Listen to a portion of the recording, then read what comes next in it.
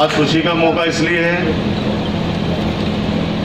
कि डायलिसिस की मशीन हमारे नवलगढ़ के अस्पताल में आना, इसके पीछे बहुत बड़ा एक कारण है। मैंने तड़पते ही देखा उन लोगों को जो पैसे के अभाव में अपनी जान से हाथ धो बैठते हैं। किडनी के पेशेंट इतने बढ़ गए हैं। पहले सुना करते थे कि कोई आसपास के 50 गांवों में कोई एक किडनी का पेशेंट मिला करता था, और आज स्थिति ये हो गई कि आप गांव लेवल के भी पता चले। एक लड़का अपने बिरोड़ का, वो बच्चा मेरे को एक मैसेज किया उसने। उससे पहले, हालांकि पहले भी एक ऐसी स्थिति मेरे सामने आ गई थी कि आदमी के आंसू नहीं रुके उनकी स्थिति देख के।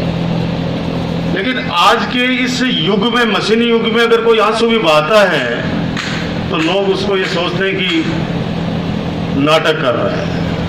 बड़ी स्थिति खराब हो गई है। पहले अगर घर के अंदर भी कोई व्यक्ति के आंसू आ जाते थे तो उन आंसुओं की कीमत होती थी। पूछते थे कि क्यों रोया, क्यों तेरे आंसू क्यों आया आंखों से। आजकल के क्यों नाटक करे, चुप हो गया। सच नहीं है क्या? देख लेना आसपास में, पड़ोस में, घर में देख लीजिए।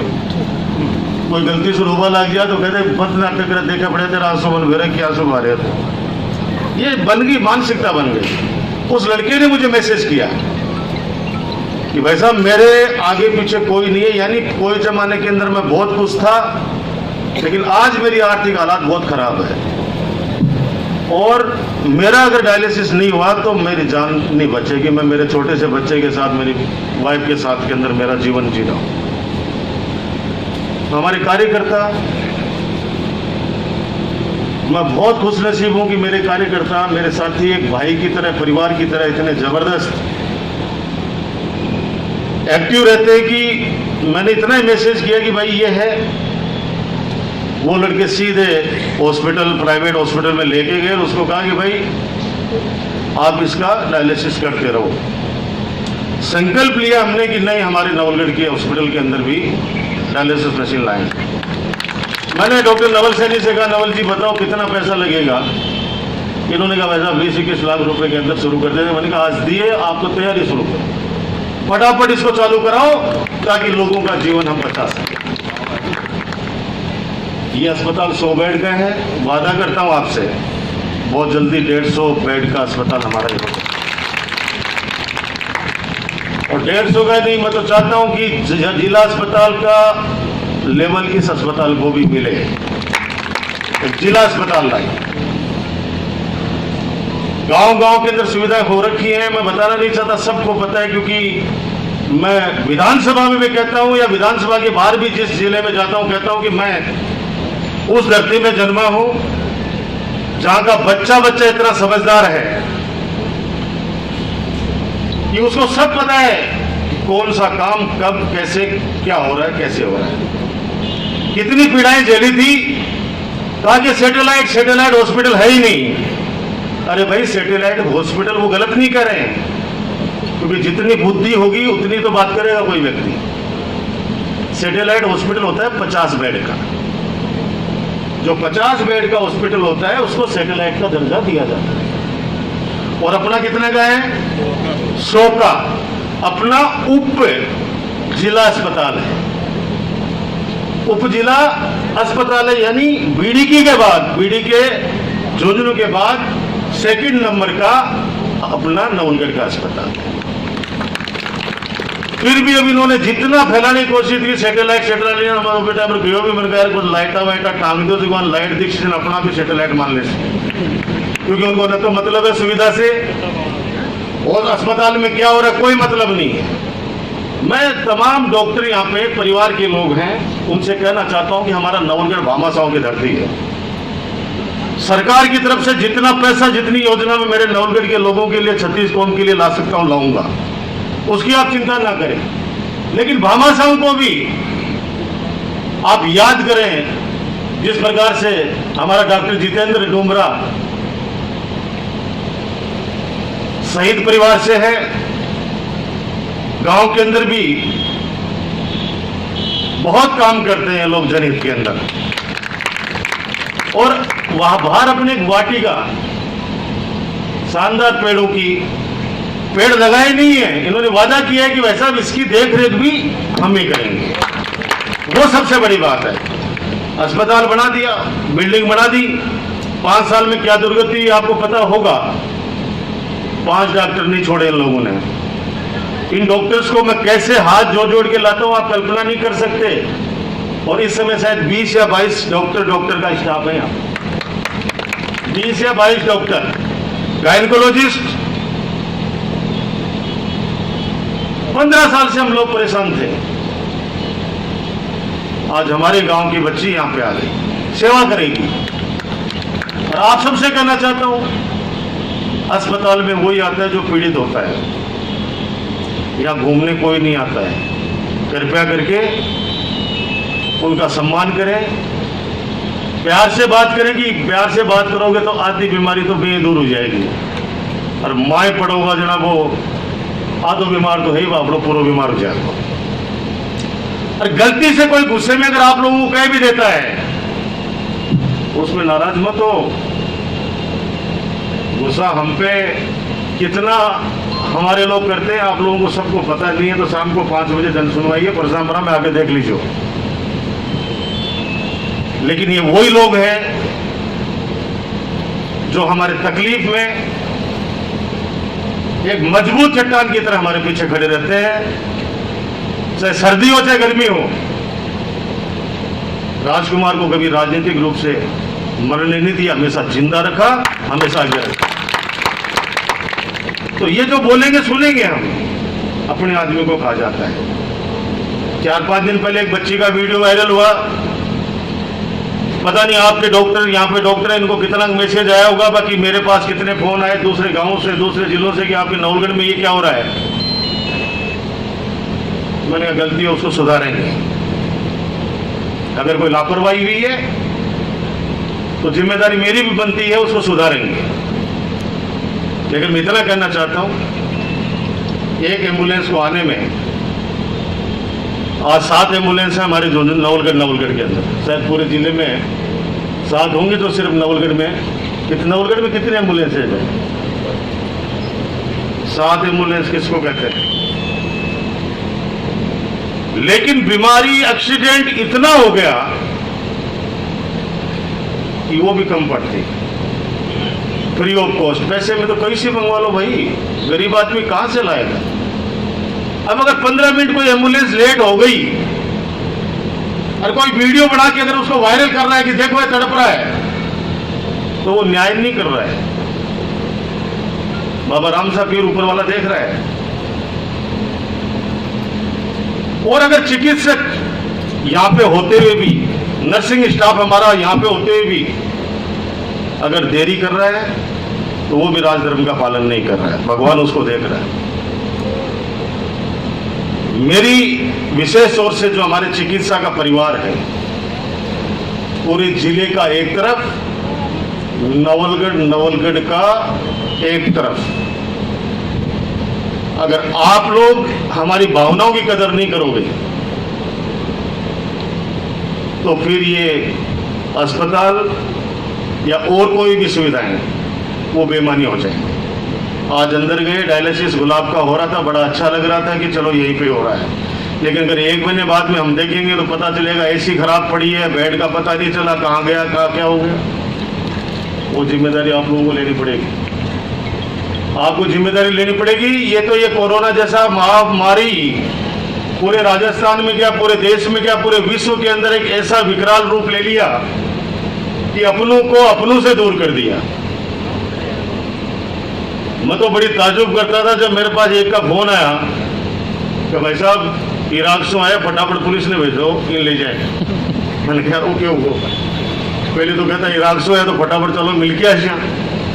अरे फिर बापड़ा ना आते हैं पुलिस की मंगा रहे हैं, बोले भाई जी के बताओ क्या कोरोना ले पटको फटाफट कैसा इराक हुआ है। आप देखो,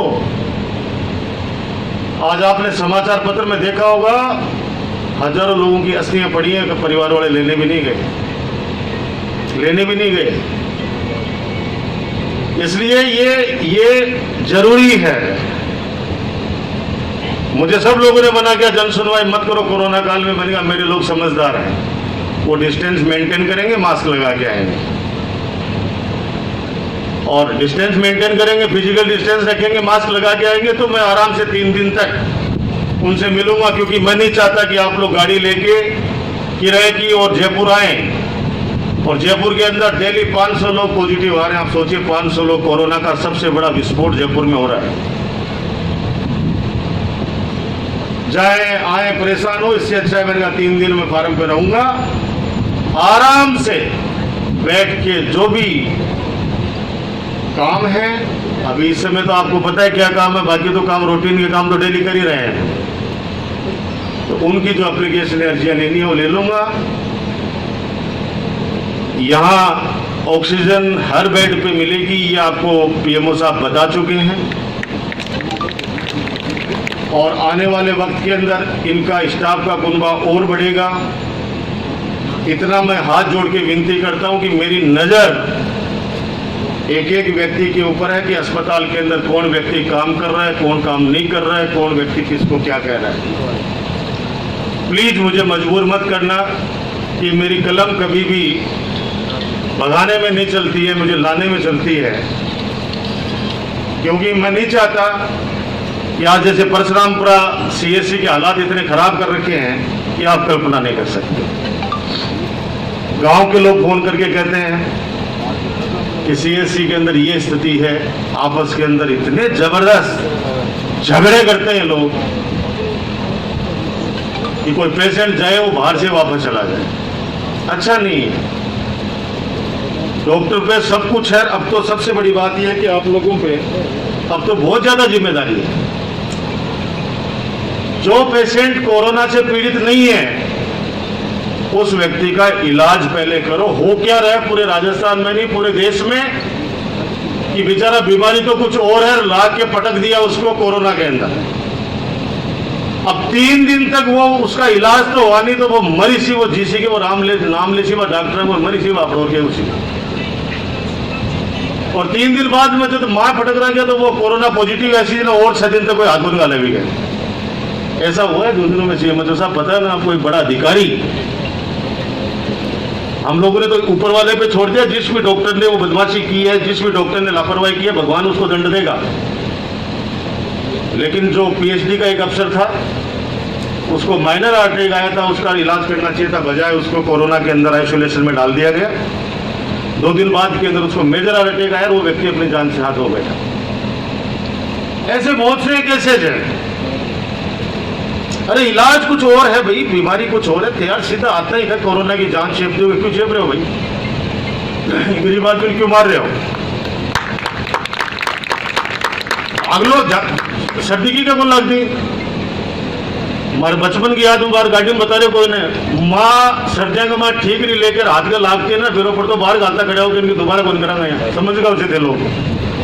ये चाल तो बचपन में सर्दियाँ का माँ है और सर्दी आती है जाती है, जुकाम सर्दी लग जाती है। लेकिन जो सरकार जो गाइडलाइन देती है, अब तो कोरोना के बारे में, कोरोना पर अब तो स्टडी इतनी कर ली होगी कि हर व्यक्ति डॉक्टर बन गया होगा। विदेशों के अंदर अलग हालात है, अपने हालात अलग है। अपन लोग मिर्च मसाला खबर आदमी है, मेहनत कर बड़ा आदमी है। वे लोग गाड़ी में उतरे, गाड़ी में बैठे और बॉइल चीज सब्जी खाएं। उम्र मांगी कोई 60 साल 70 साल 80 साल। लेकिन हमारे यहाँ पे विल पावर मजबूत है हमारे लोगों की। आप लोग अपना स्वास्थ्य का ध्यान रखें। अब आजकल तो खांसने भी दिक्कत है। एक आदमी खांसता जरा भट्टी खड़े भी को कान खड़े हो जाए। या पहले को नहीं होगी घूम चक्कर पर सांड लड़ता रामदेवरा से भाग रहे हैं लोग वाले। मैंने पूछता क्यों भाग रहे हैं? बोले घूम चक्कर पर सांड लड़ रहे हैं भाग रहे हैं। तो तन की तकलीफ है बोल के वो हटा जाए तो ठीक है ना। कोई कटे भी हो तो बढ़िया, बड़ी तेरी तो हिम्मत है, तो खड़े तो मतलब वो पड़ जाएगा। तो ये रियलिटी है, ये सच्चाई भी है। क्योंकि इतना डर बैठ गया है और डरना भी चाहिए। हिम्मत उसको कहते हैं जो समझदारी को हिम्मत कहते हैं। कोई लापरवाही को मैं हिम्मत नहीं मानता। इतना कि बिगड़ा है या कल 5-7 दिन पहले बाबू एक जयपुर आए और मैंने क्या कहा अरे वो तो गाँव क्यों बने वो बाबा जैसे कोरोना मनी कौन खा तन खाएंगे वो बाबा तू स्टील बॉडी है मैं अब जयपुर लगा जरा थोड़ा सा गड़बड़ हो जाए मामलों का मन्ना तो मैं लगातार क्षेत्र में रह जाऊंगा तुम्हारे भी कोरोना क्यों खा दो। तो आप लोग ऐसे ही खुश रहें। इस अस्पताल की वो फिर जिम्मेदारी देता हूँ सारे परिवार को। आप ये मत समझिए कि डॉक्टर अशोक चतुर्वेदी पीएमओ है, डॉक्टर सुरेश भास्कर पीएमओ है, या डॉक्टर नवल सैनी पीएमओ है, या डॉक्टर निशी अग्रवाल पीएमओ है। सारे पीएमओ हम तो सारे ही हैं। अभी सीएमओ साहब बोले कि मैं उठ के उधर चला जाऊंगा, चेयरमैन जी बैठेंगे। मैंने कहा ये सब हम कार्य करते हैं भाई, हम कभी ये सोचते ही नहीं है कि मंच पे कौन बैठा है, नीचे कौन बैठा है। तभी तो आज डॉक्टर राजकुमार राजनीतिक रूप से लोगों की सेवा कर रहे हैं भाई। वरना जिस दिन अगर ये वहम आ गया, ये अहम आ गया कि मारे तो बोले को नहीं, मारो नाम ले लो भूल गया, मारो तो वो कर दिया, यो कर दिया, वो आदमी पास काम को रहा। तो हम लोग सारे एक परिवार के लोग हैं, इसलिए आप सब लोग इस अस्पताल को अस्पताल बनाओ, इस अस्पताल को अस्पताल बनाओ। जहां लोग आए तो ये नहीं सोचे कि मेरे को जाते ही शिखर का टिकट पकड़ा दिया जाएगा, इतना रेफर कर दियो जा शिखर जा। नहीं, हम उसकी सेवा करेंगे जितनी सुविधाएं और बाकी है। मैं जिम्मेदारी ले रहा हूं। ब्लड बैंक की बात करिए भी डॉक्टर सुरेश भास्कर ने, डॉक्टर नवल जानते हैं, हम लोगों का सबका आपको सब मेरा एक कार्यकर्ता जानते हैं कि ब्लड बैंक की स्थापना अपना प्रमुख मामला है। अभी तुरंत इनसे मैंने पूछा कि 20-25 यूनिट हमारे यहाँ पर है, उसका क्या खर्चा लगेगा। इन्होंने कहा 2 लाख रुपए के अंदर वो हमारे पास आ जाएगी कोई मशीन जिसमें हम लोग उसमें स्टोरेज कर सकते हैं। तो मैं 2 लाख रुपए देने की आपको विश्वास दिला रहा हूं, आज ही पेंशन जारी कर दूंगा। लेकिन मैं चाहता हूं कि यहां पे बहुत अच्छा ब्लड बैंक बने, ताकि दूर दूर के लोग हमारे नवलगढ़ में इलाज कराने के लिए आए, जैसे कोई जमाने में मोरमेर जयपुरी अस्पताल में लोग आते थे, हरियाणा तक के आते थे कि आंखों का कहीं इलाज कराना है तो हमारे नवलगढ़ चलो। आप लोगों की भी जिम्मेदारी है, भी सारे यंग हैं, सब लोग यंग डॉक्टर्स हैं, यंग सारे ऑलमोस्ट मेरे हिसाब से हमारा नर्सिंग स्टाफ भी यंग है। नाम कमाने का समय है, नाम कमाने का समय, नाम कमा लोगे जीवन यापन अपने आप अच्छा होता रहेगा, बड़े बड़े डॉक्टर बन जाओगे। नाम से, नाम यहीं से शुरू होता है। और आपको खुशकिस्मत हो कि आपके परिवार वालों ने आपको पढ़ा लिखा कर आज इस सेवा में ला दिया जो जनता की जीवन बचाने से जुड़ा हुआ। और आपका तो मैं सैल्यूट भी करना चाहूंगा कि इस कोरोना काल के अंदर जब बेटा बाप के पास नहीं जाना चाहता, जब पत्नी पति के पास में नहीं जाना चाहती कि ये कोरोना पेशेंट है, उस वक्त के अंदर आप लोग जाकर उसका इलाज करते हो, इससे बड़ी काम नहीं हो सकती, उसका जीवन बचाते हो। बोले जयपुर के अंदर सालो बापू एडमिट है, बोले भाई जी कौन जाए कोरोना के अंदर, डॉक्टर जाना है वो जाए। दाह संस्कार में भी नहीं गए लोग, हॉस्पिटल वाले जाने वो कर दें अपने आप। मैंने कहा एक व्यक्ति को बॉडी में दिलवा देता हूँ, बोले भाई जी क्या कर गाँव में फालतू के मैं विरोध हो जाएगा तो करवा दो जो करवा। और इस कोरोना काल के अंदर मैंने वो भी देखा है, कलकत्ता से फोन आया कि भाई साहब मैं फलान जी बोल रही हूँ, बोल माँ बापू जी आएगा कलकत्ता फंसगा बेच देना आके रहे, मतलब तेरा जी का जन्म देना फंसेंगे माँ बाप आके। आप समझ गए वो क्या कहना चाह रहा था कि फटाफट इन्हें अन्य नौलगढ़ बुला लियो, रोटिया रटा कोने बड़ा मारसू। मैंने कहा खुशकिस्मत है कि किसी बहाने से तेरे पास तेरे माता पिता आए, 2 महीने का मौका दिया भगवान ने, इनकी सेवा कर। रात में बाबू जी को फोन आ गया कि राजकुमार आता ही गाड़ी को किराया दे दूंगा, गाड़ी भेज दे, मैंने बुला ले नहीं अठे तो भी समझा रहे हो कि सेवा कर ले, कैसा सेवा अठे मानो ऊपर से पटकेगा ये लोग। ये बात अच्छी नहीं है। मैं आज कह रहा हूं आपको, अगर उनके बच्चे अगर सुन रहे होंगे छोटे छोटे कि मेरे दादा दादी को ये लोग भगाने की कोशिश कर रहे हैं, तो मैं कह रहा हूं वो दिन दूर नहीं जिस दिन वो सासू ससुर बन जाएंगे, उस दिन वो बच्चा भी कहेगा कि तुम भी चलो यहाँ से, गारंटी है मेरी। इसलिए ये अवसर है अपने परिवार वालों की सेवा करने का। चिकित्साओं के लिए तो मैं कह रहा हूँ कि कोरोना काल को मैं कैसे भूल सकता हूँ, चल भी रहा है। जब लॉकडाउन था तब हमारे भामाशाहों ने, हमारे कार्यकर्ताओं ने किस प्रकार से दोनों हाथों से लोगों की मदद की। हमारे मुख्यमंत्री जी ने, हमारा सपना है कि कोई व्यक्ति परिवार भूखा नहीं रहना चाहिए, उसके अंदर हम लोगों ने जी जान लगाई। हमारा एक एक कार्यकर्ता अपनी जान जोखिम में डालकर लोगों के घरों तक खाना तक पहुंचाया, राशन पहुंचाया, दवाइयां पहुंचाई, दूध पहुंचाया। ये एक टीम वर्क का काम है। इस टीम वर्क को आप बनाए रखना। मैं दावे के साथ कह सकता हूं कि हमारा नवलगढ़ का ये अस्पताल, जिला लेवल का अस्पताल, अगले 1 साल के अंदर अंदर भगवान करेगा 1 साल के अंदर अंदर हमारा जिला लेवल तक ये अस्पताल पहुंचेगा।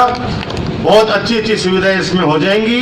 और मैं कह रहा हूँ जिस मैदान में हम बैठे हैं, आपको मैं पहले भी आया जब कहा कि एस्टिमेट बढ़ा लीजिए, इसमें बढ़िया लॉन डेवलप करो, पेड़ पौधे लगाओ अच्छी तरीके से, ताकि पेशेंट के साथ में जो आए वो बाहर आराम से उसमें बैठ सके, अपना समय उसमें व्यतीत कर सके, अंदर भीड़ नहीं करें वो लोग। दवाइयों की कोई कमी नहीं है। गांव पीएससी स्तर के ऊपर भी दवाइयों का फुल स्टॉक भर रखा है। हमारे इतने अच्छे अच्छे फार्मासिस्ट लड़के लगे पड़े हैं, सारे जी जान से लगे हुए हैं। मैंने कहा पैसे की कोई कमी नहीं आने दूंगा, बाकी मैं आप पे छोड़ता हूं। प्लीज यहाँ पे कोई भी ऐसी लापरवाही, वैसे तो नहीं करते हैं, लेकिन आजकल क्या हो गया कि ये फिल्म वीडियो बनाने का एक ऐसा सिस्टम चल गया कि वो ये तुरंत बस ये सोचते हैं कि हमें इसमें डाल दो। अरे भाई, अपने घर की लड़ाई को अगर बाहर भेजोगे तो उसमें बेइज्जती हम सब की होने वाली है। उस गलती को सुधारने का काम हमारा है। आइंदा से कोई भी बच्ची हो, कोई भी व्यक्ति, एक एक व्यक्ति की जान हमारे लिए कीमती है। उसका जितनी सेवा करोगे, भगवान आप सबको आगे बढ़ाएगा, बड़ा और डॉक्टर बनाएगा। यही कहते हुए मुकुंदगढ़ सीएससी के भी यहाँ पे आए हुए हैं शिवदान सिंह जी, डॉक्टर्स कई। आपको भी कहना चाहता हूँ, आप लोग भी करीब 9 डॉक्टर हो गए हो मुकुंदगढ़ के अंदर, 8 या 9। और यहाँ भी करीब आप कितने डॉक्टर हो यहाँ पे? 20 डॉक्टर हैं। और नर्सिंग स्टाफ 70-80 के लगभग नर्सिंग स्टाफ है। ड्यूटी इस तरह से लगाओ, बिना पार्शलिटी के, कोई भेदभाव नहीं होना चाहिए। उनको लगना चाहिए कि हाँ, ड्यूटी सबकी रोटेशन में आ रही है। और जो डॉक्टर जिस पेशेंट को ठीक करके घर भेजेगा, मैं दावे के साथ कह सकता हूँ, उसका परिवार आपको दुआ देगा और गांव में खुद ही जाके उसका एक फैला देगा उसका वर्चस्व कि साहब वो फलाना डॉक्टर है, वो शानदार है ये अस्पताल के अंदर। हमारे गांव में मेटाबरा जना एक डॉक्टर, बबलू के नाम हुए हो, राधा मोहन जी सर्राफ। ये डॉक्टर अशोक चतुर्वेदी तो उससे बहुत लंबा है, मतलब राधा मोहन सराफ जी से अशोक चतुर्वेदी तो बहुत लंबे हैं, आप सोच लीजिए। लेकिन जब हाथ देखते थे पेशेंट का तो प्यार से बोलते थे, कुछ नहीं हुआ, मिठी आवाज इतनी थी, कुछ नहीं हुआ, फालतू में आप तो बाबा परेशान हो गए, देखो अभी 2 मिनट में ठीक कर देता हूँ। और भी को छोड़ो, यदि इराक से आतो ना, कंबल लेके आतो डॉक्टर साहब का। आंखों से देखा है 50-50 कंबल साल के अंदर डॉक्टर साहब को इसलिए मिलती थी कि उनके घर वालों को ठीक किया उन्होंने। और फिर दोहराऊंगा कि आता ही कड़का के माँ पड़ोगा कि तनख्वाह है कि बैठे रहे चुपचाप क्यों बाहर गाज रहे हैं। तो भैया वो मेरे पर कड़का के पड़े, वो घर जाता ही। ये अगर डॉक्टर लहरा गए थे, बोले हमारी तो जाता है बढ़िया करें। ये समझ जाओ बात को। आप लोग अगर हमको यश दिलाना चाहते हो, अगर आप हमारी सेवा से खुश हैं, हमारी ईमानदारी से आप लोग खुश हैं, जो डॉक्टर यहाँ पे आए हैं उनकी आत्मा जानती है कि उन्होंने फोन पे भी कहा है ना, उस डॉक्टर को मैंने लगाया है। अब आपकी भी जिम्मेदारी बनती है कि ईमानदारी के साथ के अंदर हमारे विश्वास पर आप लोग खरा उतरे। और हमारा विश्वास क्या है? जनता की सेवा कर। जनता खुश तो हम खुश, जनता ना खुश तो भाई मैं भी ना खुश। आम जनता का आप लोग ख्याल रखें, कोई भी काम हो अपना स्वास्थ्य का भी ध्यान रखें, क्योंकि आप लोगों के ऊपर भी बहुत जिम्मेदारी है। आप भी अपना स्वास्थ्य का ख्याल रखें। आप सोचिए कि हमें तो मुख्यमंत्री जी ने कितना बड़ा एक डिसीजन लिया कि कोरोना में जो भी काम कर रहा है सरकारी, उसको 50 लाख रुपए। कोई अगर अनहोनी हो जाती है तो ये हिम्मत वाली बात है कि कल कोई इस तरह का हादसा हो जाए तो उस व्यक्ति को, परिवार को कम से कम ये व्यवस्था हो जाए कि वो परिवार आगे से तकलीफ नहीं पाए। तो इतना दरियादिली हमारे सरकार ने, मुख्यमंत्री जी ने की, आप लोग सब लोग जानते हैं। आप लोगों ने मुझे सुना, आपका सबका धन्यवाद। ये स्नेह, ये प्यार, ये आशीर्वाद आप लोग बनाए रखना। बहुत बहुत धन्यवाद।